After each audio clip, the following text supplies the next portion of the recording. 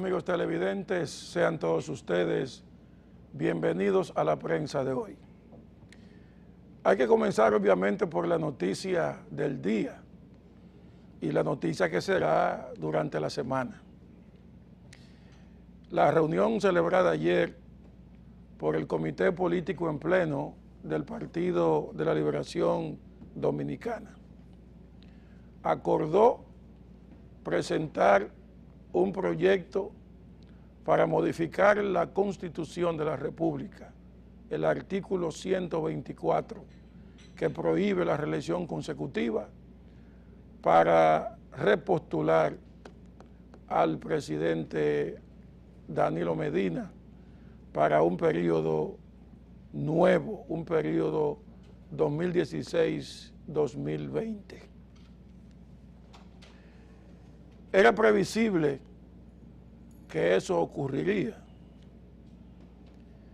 Se hizo una votación interna entre los 35 miembros del comité político del PLD y según las informaciones suministradas después, 23 votaron a favor de la reelección y 12 en contra, encabezado este último grupo por el expresidente Leonel Fernández. Fernández y Danilo sostuvieron un encuentro privado de casi una hora de extensión antes de la reunión del comité político, reunión que se celebró en la residencia privada del señor Asilis, un magnate propietario del complejo Metro Country Club. No trascendió lo que trataron Danilo y Leonel en ese encuentro, pero más adelante se verá, conforme los dos se comporten, se verá más o menos lo que trataron. Pero en líneas generales, cuando el presidente Danilo Medina ha accedido a que el comité político proponga la modificación constitucional al Congreso en asamblea revisora, es porque definitivamente él está de acuerdo y fue obviamente el cerebro de toda la campaña que se montó para esa modificación. Y también hay que decir que todo cuanto ha hecho desde el gobierno, bueno y malo, ha sido en aras de que llegara este momento y él entonces dar el salto hacia la reelección. Obviamente él no ha hablado públicamente del tema, ya hablará. Supongo que habló ayer internamente en la reunión de su comité político. Se ha dicho que él no votó, que se abstuvo, de manera que si él se abstuvo, la votación no pudo haber sido 23-12, sino 22-12 y una abstención, más o menos. Pero de todas maneras es probable que él haya hablado ayer en el comité político sobre el tema, pero no ha trascendido lo que ha dicho. Uno se imagina que está de acuerdo con seguir 4 años más. ¿Qué va a ocurrir ahora? Es la pregunta que todo el mundo se hace. Sobre todo, ¿cuál será la actitud que adoptará el presidente Leonel Fernández, presidente del partido, expresidente de la República durante 3 periodos y quien está atravesando ahora su peor momento político? Está claro que todo lo que se ha hecho, desde la persecución a Félix Bautista hasta lo de Quirino Ernesto Paulino Castillo y todas las acusaciones que en el pasado reciente se le han hecho al expresidente Leonel Fernández, ha sido con la finalidad de reducirlo, de liquidarlo políticamente y de restarle capacidad de maniobra frente al tema de la reelección. Todo cuanto se ha hecho ha sido en aras de la reelección. Entonces, ¿qué hará el expresidente Leonel Fernández? tiene varios escenarios. Leonel Fernández es un hombre coherente en primer lugar, sensato en segundo lugar, honesto en tercer lugar, y es un hombre de poder y de partido. El hecho de que su amigo y compañero de lucha, y una vez contradictor suyo en el 2008, tenga ahora las riendas del poder dentro del PLD, no debe ser óbice para que él emprenda una campaña escisionista, divisionista dentro del PLD. Él prometió en su último discurso público que la unidad sería la que predominará después de la reunión del comité político. Y es el momento de que él obviamente honre esa palabra. ¿Dónde está entonces el principal escollo de la reelección? Porque de todas maneras la reelección, para ser aprobada en el Congreso, necesita una cantidad de votos que el PLD no tiene ahora. El PLD son 97 diputados, son PLDistas, y 30 senadores son PLDistas. Eso suma 127 legisladores. Para modificar la Constitución se necesita los 2/3 de la matrícula de los legisladores. Es decir, se necesitan 148 votos de la matrícula completa de congresistas. O sea que el PLD, aparte de la solidaridad de todos sus legisladores, necesita 21 votos más. Esos 21 votos más tienen que estar obligatoriamente en la oposición. Y si la oposición es oposición, no debe cooperar para que el PLD siga en el poder con su candidato más sólido, porque tampoco la oposición se hará un harakiri, la oposición no se suicidará, la oposición no se liquida. Y si el predicamento de la oposición y de las encuestas ha sido que con Leonel van más fácil que con Danilo, pues obviamente la oposición debe preferir tener de candidato a Leonel Fernández y no allanarle el camino y facilitarle el trabajo a Danilo Medina. Eso es en una política simple. Se ha dicho que Leonel tiene 77 legisladores de los 127 que conforman el PLDismo. Pero de esos 77 legisladores que hoy siguen a Leonel, 17 senadores y 60 diputados, es probable que el número de adeptos a Leonel comience a reducir después de la aprobación del comité político de ayer. Algunos lo harán por obediencia partidaria, otros lo harán porque quieren ser reelectos en sus cargos, otros lo harán porque aunque no serán reelectos en sus cargos, pero necesitarán algún apoyo financiero. Y el apoyo financiero tiene que venir del gobierno, de los que buscan la reelección.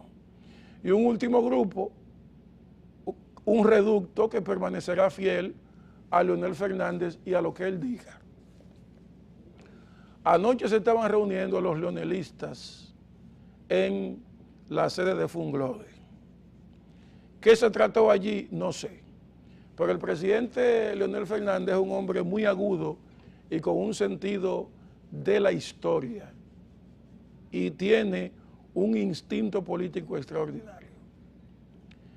Yo pienso que de sus alternativas, la que más le conviene es dejar que sus seguidores en el Congreso actúen como quieran. Porque al presidente Fernández no le conviene en este momento tomar una línea militante contra la reelección, porque eso puede convertirse en un boomerang contra él. A él le han gastado unas campañas de descrédito que han surtido efecto y han mermado su popularidad. Él ha tenido que hacer de tripas corazón para mantenerse en los primeros planos de la simpatía política electoral. Con todo y eso, las encuestas siempre han dicho que Leonel Fernández no pierde ni de Abinader, ni de Hipólito, ni de Miguel Vargas, ni de ningún otro. El tema estaría, según las encuestas, que para mí son muy cuestionadas por parcializadas, el tema estaría en si gana en primera vuelta o gana en segunda. Pero de que le gana, le gana. Ahora, ¿se va a meter el presidente Leonel Fernández a disputar unas primarias dentro del PLD contra Danilo? Yo creo que no. Lo barren, lo pasearían. Porque el danilismo está ahora en su momento más alto, tanto dentro del PLD como fuera. Entonces, si no pasa en el Congreso, responsabilizarán de ello al presidente Leonel Fernández. Y él pagaría las costas por eso. Si la reelección no pasa y se desoye ese clamor que, según se ha dicho, figura dentro del PLD, entonces él sería el culpable y él pagaría las consecuencias políticas de esa derrota coyuntural de Danilo Medina, y el danilismo estaría en capacidad de cobrárselas dentro del partido. Lo que sí creo es que el PLD tiene que preservarse como unidad. Yo no creo que el tema de la reelección sea suficiente como para dividir al PLD en dos. Ni tampoco creo que el tema de la reelección de Danilo sea motivo para que el presidente Fernández tome una actitud militante contra eso. Yo creo que lo más sensato, lo más prudente, es que él deje a su gente votar y que el danilismo se encargue de buscar los votos que necesita fuera de su matrícula, buscarlo en la oposición.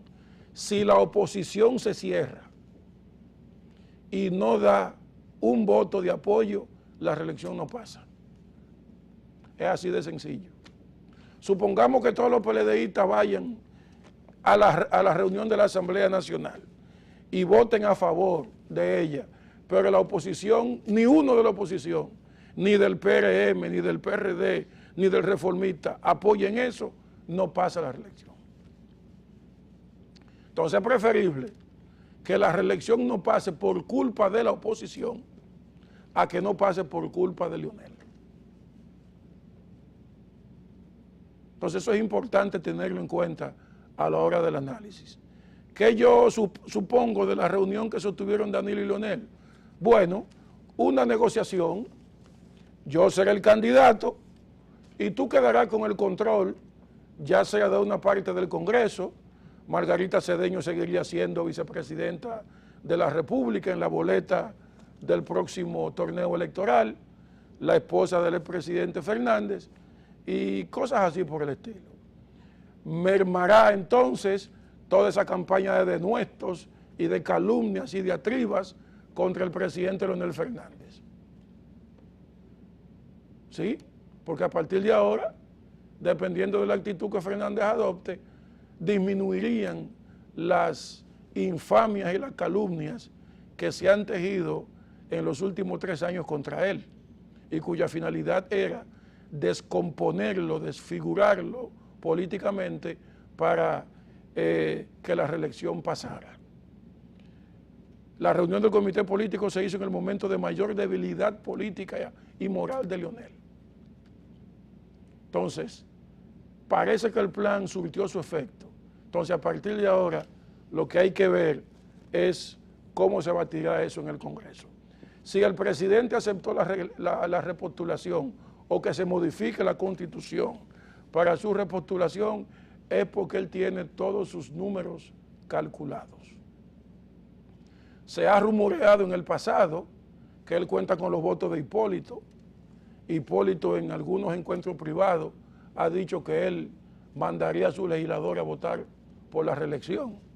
Si eso ocurre, pues entonces estaríamos en presencia de una de las manifestaciones más ineficientes de un sector opositor, que es facilitarle la continuidad en el poder al partido que ha sido su verdugo, su némesis, y de quien Hipólito perdió en el 2012 por 2 o 3 puntos porcentuales, con todo y el apoyo que le dio desde la presidencia Leonel Fernández a Danilo Medina. Entonces, no la tiene toda consigo la reelección de todas maneras. Entraremos ahora en una fase de muchas tensiones, de muchas tratativas, de muchas negociaciones. Cada quien buscará su beneficio electoral o político. El PRM tiene su convención el próximo domingo. Hipólito no va fácil con Luis Abinader, según los datos que se han suministrado a nivel de encuestas. Él ha intensificado su campaña. La contradicción entre Abinader e Hipólito se ha intensificado por unas declaraciones que dio Abinader diciendo que iba a nombrar a Hipólito asesor suyo en el gobierno en caso de que ganaría. Eso no le ha gustado a Hipólito y ha contestado de manera dura también. Pero de todas maneras, esa convención del próximo domingo puede significar, de acuerdo a quién gane esa convención y cómo se desarrolle la misma, puede significar un punto muy difícil para la reelección de Danilo Medina. Porque, repito, si la oposición se huele que puede hacer un buen papel, tanto en el Congreso como en la elección presidencial el año próximo, aún y el PLD haber tomado la decisión de impulsar la reforma constitucional a favor de Danilo, la oposición no vacilará en hacerlo. Porque la oposición algún grado de madurez debe tener. Dispersa como está, esa oposición no le ganará a nadie. Pero hay que presumir que esa oposición irá dispersa a las elecciones. Yo lo dudo. Yo creo que si Abinader gana, las posibilidades de unificar a la oposición son mayores que si Hipólito es el candidato. Creo incluso que Miguel Vargas entraría en una especie de acuerdo con Luis Abinader que con Hipólito. Entonces el panorama a partir de ahora comienza a desdibujarse y la lucha por el poder, tanto de la oposición como dentro del partido de gobierno también. En el PLD, si no pasa la reelección, Danilo no es candidato. Y habrá que hacer una primaria entre los precandidatos. Por eso Temístocles Montaz ha dicho que él cesa en sus aspiraciones hasta tanto se apruebe la reforma constitucional. Porque si no se aprueba la reforma constitucional, entonces hay que volver a ponerse la ropa de pelear electoralmente y entonces el danilismo tendría que apoyar a otro candidato que no sería Fernández. Habría que ver entonces si en esas condiciones Fernández insistiría en ser precandidato y en enfrentar al danilismo yuxtapuesto detrás de uno de los otros aspirantes, de Reinaldo Pared Pérez, por ejemplo. El panorama tenemos que seguirlo analizando, no termina ahora, ahora es cuando comienza. Y los aprestos para modificar esa constitución serán muy intensos. Vamos a hacer una pausa y volvemos con la prensa de hoy.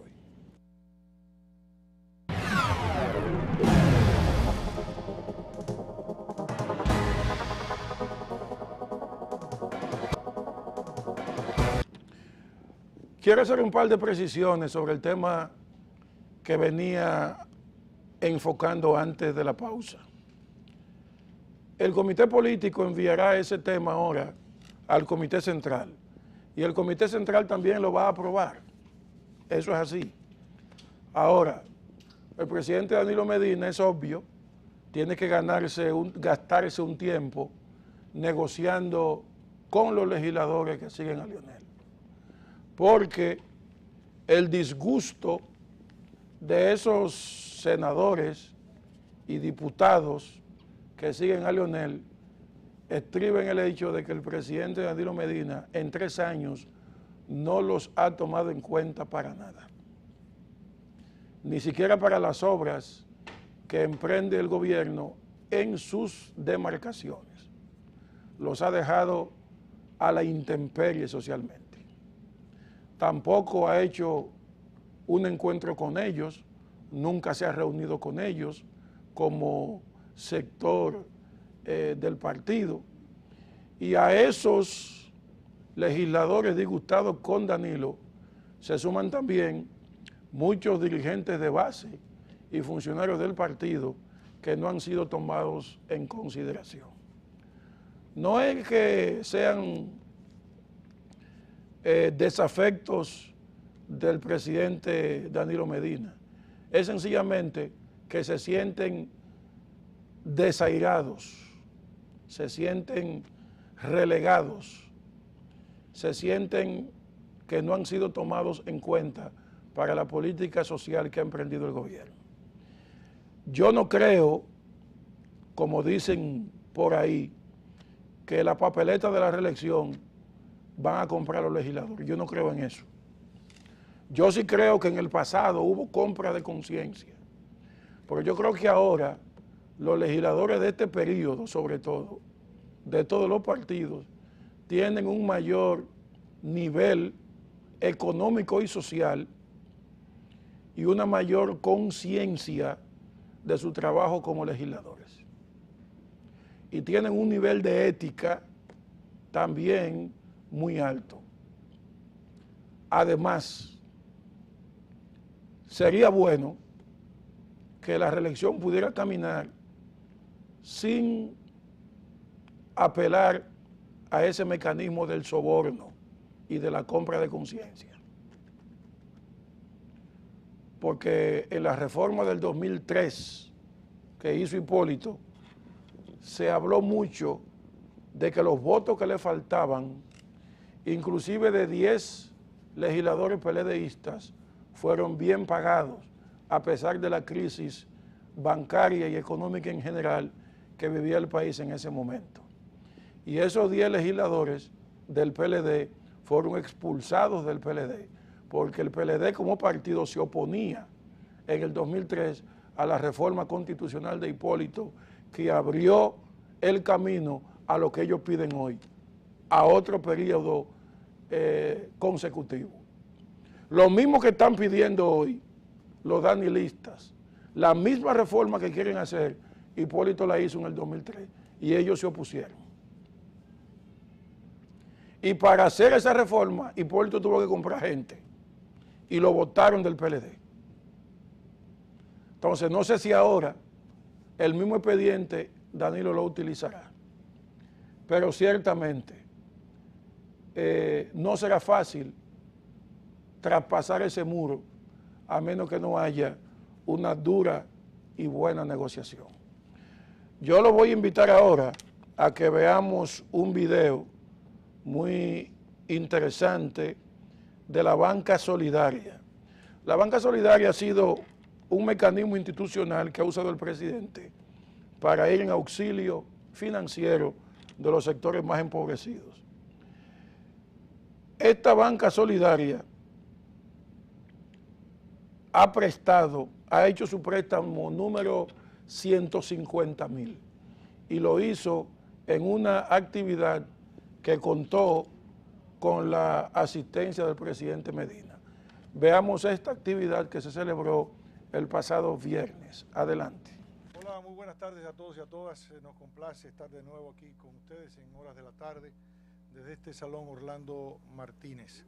Como habíamos dicho esta mañana, a las 5 te lo digo, una campaña para despertar la curiosidad de todos ustedes. Algunos especularon que a las 5 hablaría el presidente Medina, otros especularon que a las 5 estaría yo sentado aquí para hablar sobre una posible o no repostulación del presidente de la República. Se tejieron toda clase de especulaciones, porque definitivamente nuestro pueblo es un pueblo muy creativo, muy curioso y además muy politizado.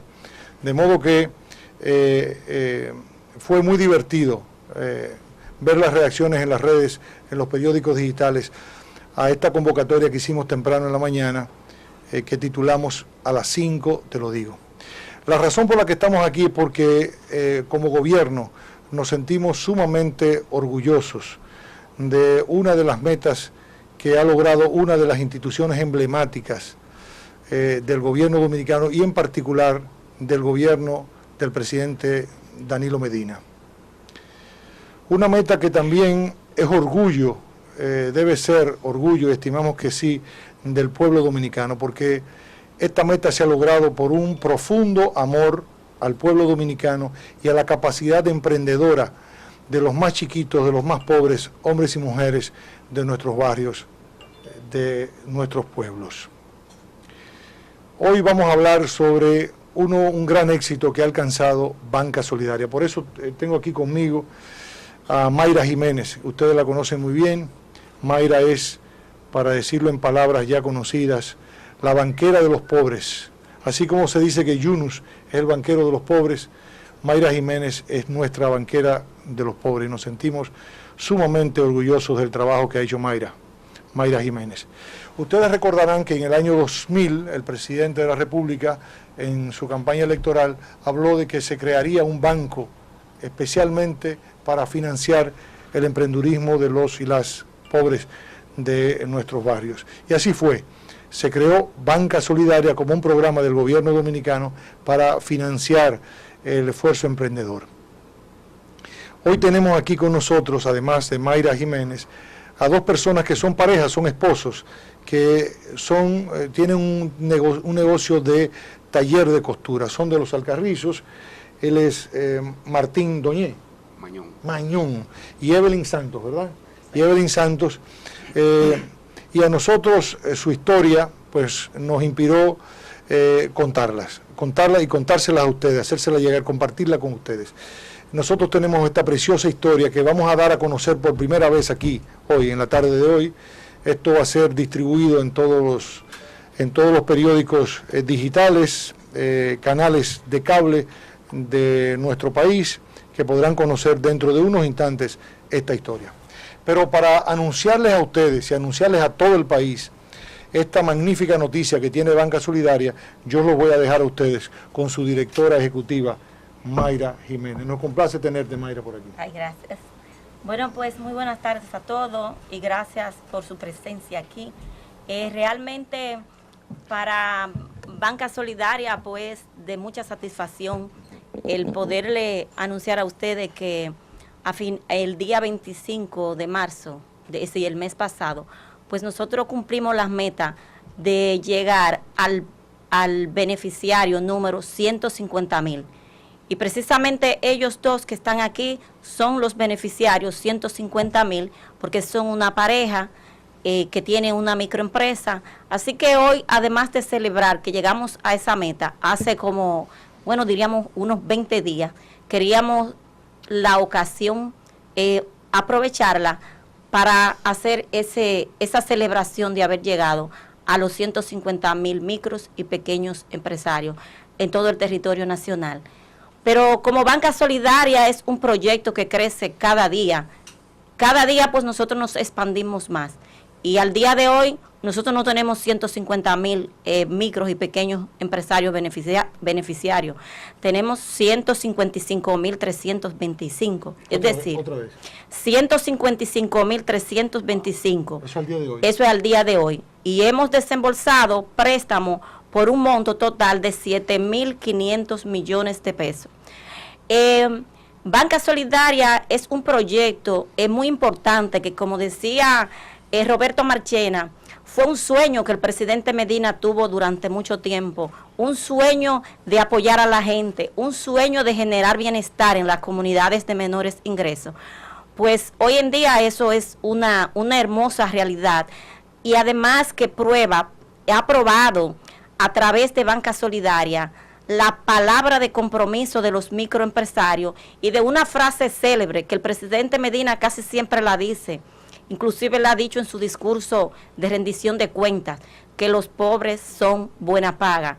Y el dato interesante es que al día de hoy seguimos teniendo una tasa de recuperación de los préstamos del 99%, es decir, que Banca Solidaria prácticamente no tiene morosidad en su cartera, lo cual es un hecho histórico dentro de lo que es el sistema financiero dominicano nacional, por el hecho de que es una cartera que ha crecido tanto, se ha democratizado tanto, que ha llevado el crédito a todas las provincias, a todos los municipios de más alta densidad poblacional en la República Dominicana, porque al día de hoy tenemos 70 sucursales en todo el territorio nacional y ya en el próximo mes vamos a abrir cuatro sucursales más, una en el Carril de Jaina, una en Pedro Brán, una en Licey al Medio y otra que vamos a abrir en el municipio Consuelo de San Pedro de Macorís. Es decir, que es una institución que producto del alto nivel de eficiencia en términos de la elevada recuperación que tiene, se ha capitalizado día a día y con los propios recursos que generan las recuperaciones, nosotros estamos sustentando ese crecimiento. Banca Solidaria es una institución sólida que prácticamente no necesita ningún centavo más del presupuesto nacional para incrementar sus operaciones y seguir apoyando miles y miles de microempresarios en las zonas más pobres y en los barrios de menores ingresos de todo el territorio nacional. Banca Solidaria ha apoyado mucho en la generación de nuevos empleos y también aporta a la meta del presidente a generar 400,000 nuevos empleos durante esta gestión de gobierno. Así que a través de Banca Solidaria se han generado alrededor de 44,000 nuevos empleos, lo cual también es un dato muy importante porque habla de todo el crecimiento que han tenido los microempresarios y microempresarias que han sido beneficiadas con los créditos de Banca Solidaria. Banca Solidaria es un crédito que también promueve la solidaridad entre la gente, porque como su nombre lo indica, el gobierno está siendo solidario a dar un crédito blando a las más bajas tasas de interés, con requisitos muy, muy blandos. Pero así también Banca Solidaria promueve que nuestros beneficiarios se solidaricen uno entre otros. Por eso promovemos mucho el crédito solidario, el crédito de 2 a 3 personas que se unan y forman un grupo. Así que no solamente estamos generando la cultura de la solidaridad, la cultura del apoyarse en los barrios, de la cultura de una mejor convivencia, que esos son también aportes significativos de Banca Solidaria para una sociedad mejor, para una sociedad con menores índices de delincuencia, para una sociedad que genera bienestar, para una sociedad que genera personas mejor alimentadas, mejor educadas, porque nosotros dentro de nuestros objetivos también promovemos mucho la educación financiera y conjuntamente con la educación financiera también promovemos esos tips que son de que de ese pequeño, de esas ventas que tú haces, pues guarda un poquito. ¿Para qué? Para que ahorre, para que te alimente mejor, para que invierta más en tus hijos, para que invierta más en tu educación.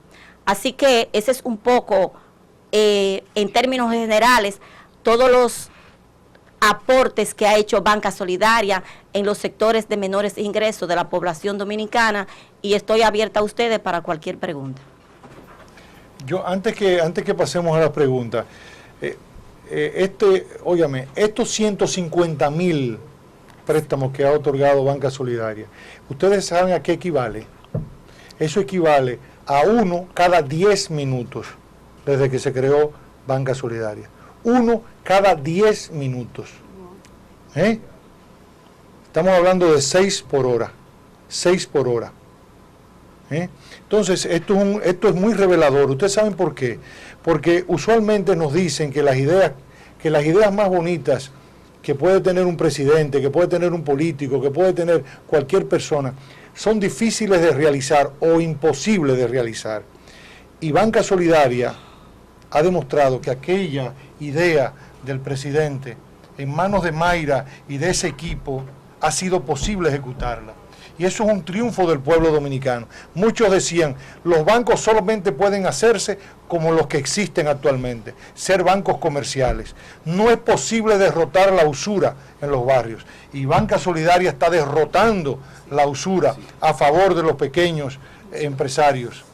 Porque con las tasas de interés que presta Banca Solidaria, está impidiendo que estos usureros que prestan al 10 y al 20 mensual y hasta semanal en algunos casos, dejen de estar arrebatándole la riqueza que ellos crean como pequeños empresarios. Eso es muy importante que ustedes lo retengan, porque eso ayuda a fortalecer nuestra autoestima como pueblo. Planteamos una cosa, se ejecutó bien y las cosas están funcionando bien. Y el mejor testimonio son ellos dos, son ellos esta pareja. Y yo quiero, Mayra, antes que vengan las preguntas, veamos la historia de ellos, la historia que vamos a presentar. Vamos a ver la historia entonces de Martín y de Evelyn, esta pareja que tiene un taller de costura en Los Alcarrizos. Por favor, Carlos, vamos a ver. Sara no tiene sueños en la vida y deseo de echar para adelante. Se nos presentó la oportunidad de poner nuestra propia empresa. Teníamos las ideas, pero no teníamos el fondo. A lo primero teníamos temor. Sí, los comienzos no son fáciles. Y le dije a mi esposo, nos sentamos a hablar y nos pusimos de acuerdo. Le dije, vamos a tirar el pleito, como dicen por aquí. Yo creo que esto da beneficio, esto da buen resultado. Siempre veía los anuncios en televisión y veía gente que había solicitado y que le había llegado el préstamo. Nos lanzamos. Nos fuimos por ahí. Hasta ahora nos ha ido muy bien. Desde que el presidente Danilo Medina puso en marcha Banca Solidaria en agosto del 2013, se han otorgado préstamos por 7.300 millones de pesos a micros, pequeños y medianos empresarios con una tasa de recuperación de un 99%. Evelyn y Martín han sido beneficiados con el préstamo número 150.000 del programa. Así como ellos, muchos han sido los emprendedores que han hecho realidad el sueño de tener su propio negocio. Soy el 150.000 de los beneficiados de Banca Solidaria. Desde que nos llegó el préstamo, lo primero que hicimos fue comprar materia prima, o sea, tela, comprar el elástico que llevan los bosses, compramos hilo. Compramos esta máquina. Pues compramos esta máquina de cortar y eso nos va a ayudar a nosotros a cortar más cantidad en menos tiempo y así poder producir más. Mi esposo ha pensado poner 2 personas más a trabajar, lo cual aumentaría la producción. Nosotros estamos yendo a algunas tiendas de aquí, prácticamente casi todas, de Los Alcarrizos. Nosotros vamos, vendemos. Los planes futuros de nosotros es venderle a tiendas grandes. A la hora de uno emprender un negocio, uno necesita a un banco así como Banca Solidaria que pueda prestarle a uno a una tasa tan baja como lo presta Banca Solidaria. Por ejemplo, mi papá y mi mamá, ellos tienen un puesto de fruta y a ellos solicitaron, les salió ahora conmigo. Y a todo el que tiene negocio se lo presento, todo el que tiene deseo de subir, como venimos nosotros, le presento esto, porque de verdad que es una gran ayuda. Quiero ser un empresario reconocido no solamente en este municipio, sino también a nivel nacional e internacional. Me siento muy satisfecho de confiar en nosotros, los pobres, porque sé que muchos emprendedores como yo se han beneficiado. No nos vamos a detener mientras Banca Solidaria esté ahí. Nosotros queremos seguir beneficiándonos de la oportunidad que nos están dando. Muy bien, felicidades. Qué lindo. ¿Te gustó? Está bien. Lo bueno del caso es que también el papá y la mamá consiguieron otro préstamo que venden fruta. O sea que le fue bien a ustedes. Claro que sí. Vamos a las preguntas. Sudelka quiere hacer una pregunta. Estás impactada por el video. Sí, es una historia bonita, porque como esa historia, nosotros hemos contado muchas, yo no sé si ustedes han visto todas las historias que hemos contado de Banca Solidaria, y ustedes pudieron apreciar ahí que ellos conocieron de Banca Solidaria por las historias que vieron en la televisión. Sí. Eso dice Martín y Evelyn. Y bueno, ahí está la historia de 3 cocotes y 20 de frito, ahí en el del cruce de Mendoza, de ñoño y de ñoña. Sí. Pero siempre son historias muy bonitas. Cuéntanos entonces tú, Evelyn, porque esta muchacha parece que están tímidas los periodistas. Cuéntanos tú. Bueno, dale para allá, dale tú. ¿Qué tan difícil fue para ustedes o qué tan fácil fue y la atención que recibieron para conseguir esos préstamos, las facilidades que les brindó la banca al principio? Ahora que lo lograron están aquí, pero al principio, ¿cómo fue para llegar a conseguir y lograrlo? Si fue difícil, si valió la pena. Bien. ¿Quién arranca?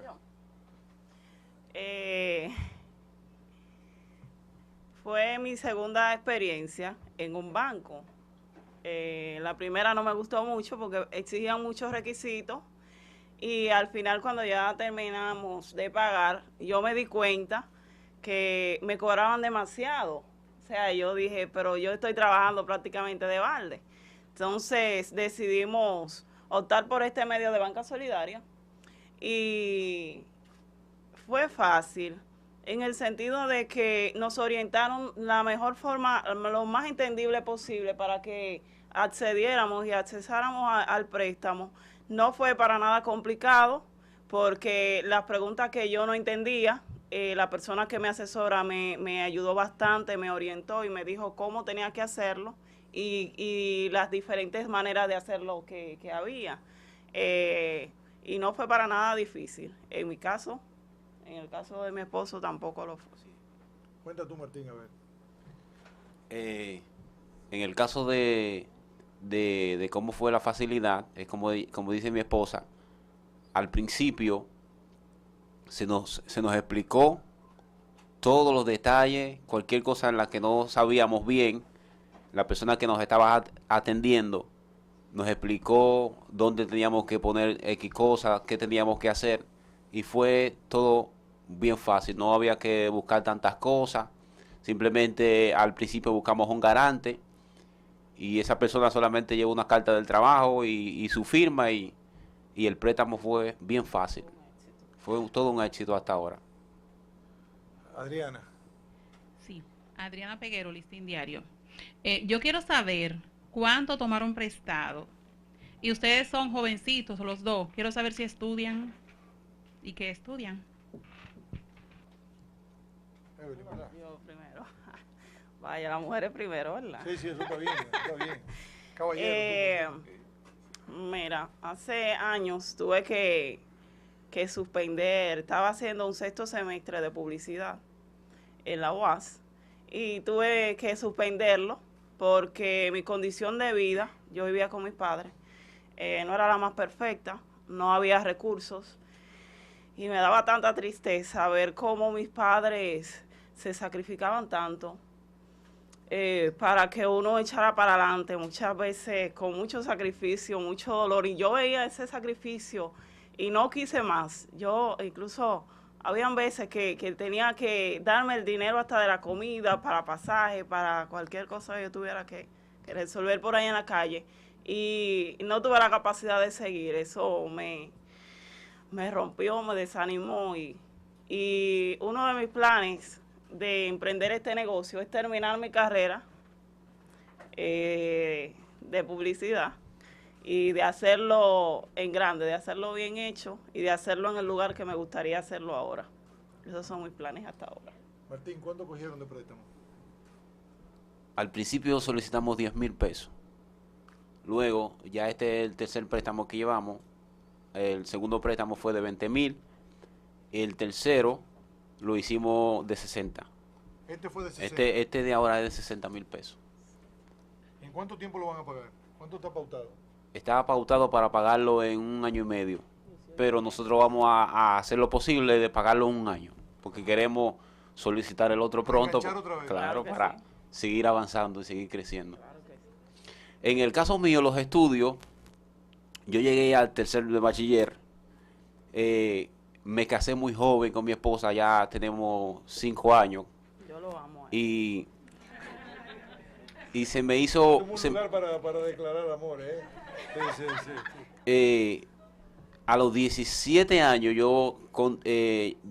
los estudios, mi niñez fue un desastre. A los 17 años traté otra vez de hacer un esfuerzo a través de este programa de Prepara. Hice el esfuerzo que más pude hasta llegar a tercero de bachiller. Luego la responsabilidad de ser padre, de tener que buscar el sustento de la casa, se me hizo muy complicado seguir de nuevo. Y a través de mi taller también ahora, pues estamos tratando por esa área de nosotros echar adelante y crecer. Creo que voy a recuperar otra vez los estudios porque sé que es lo básico y lo más importante. Yo tengo una pregunta, porque yo escuché en la historia de que Evelyn decía que Martín estaba planteando agregar 2 empleos más. Cuéntenos, ¿cómo fue eso posible? ¿Cómo hiciste tú el cálculo? ¿Por qué? Yo compré otras máquinas porque esto de costura, donde uno gana dinero cuando uno puede confeccionar mucho boxer. Nosotros fabricamos boxer, hacemos franelas de niños. La ganancia está en la producción.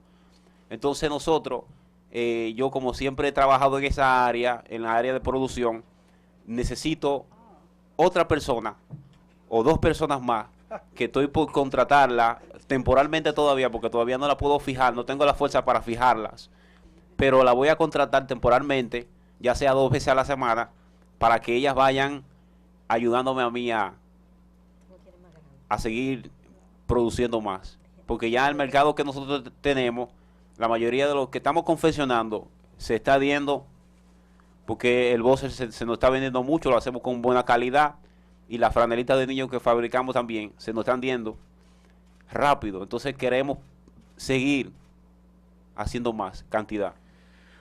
Una pregunta, Mayra Jiménez.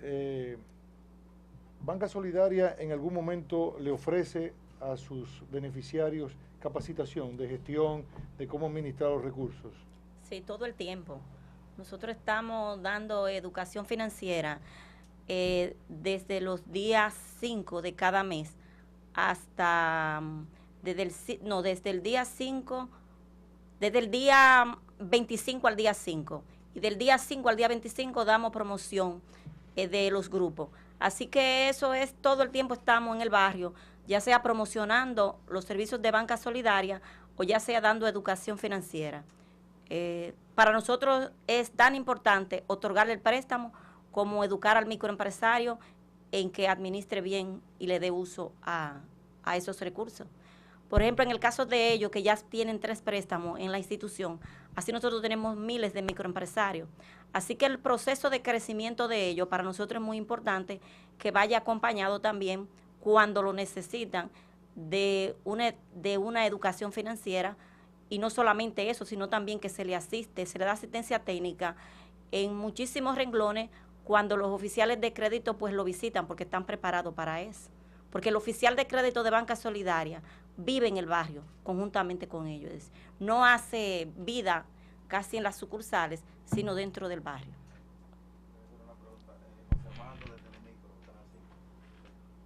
Dado el éxito que tiene Banca Solidaria, 7.500 millones. Sí, 7.500 millones al día de hoy. ¿Podrían ampliar su Porque base de es servicios? Es que los da, como que todos los días... Se va reciclando, sí, va aumentando. Va aumentando. Bueno, esto implicaría, o no sé, ampliar su base de servicios a un tipo de banca mucho más amplia, o solamente se quedarían con las pequeñas empresas. Bueno, es que por el tipo de producto que es Banca Solidaria, nosotros lo que queremos aportar es a bancarizar al microempresario. Luego de que está bancarizado, pues ya está la banca en sentido general que le puede dar apoyo. Nosotros sí tenemos programas especiales para fomento a la pequeña industria nacional, que van créditos mayores con otros tipos de requisitos ya, tal vez requisitos ya más formalizados, que se dan créditos hasta 4 millones de pesos para la pequeña industria, pero solo la pequeña industria, no lo que tiene que ver con comercio ni servicio. ¿Por qué? Porque realmente la industria es la que tiene mayor generación de empleo.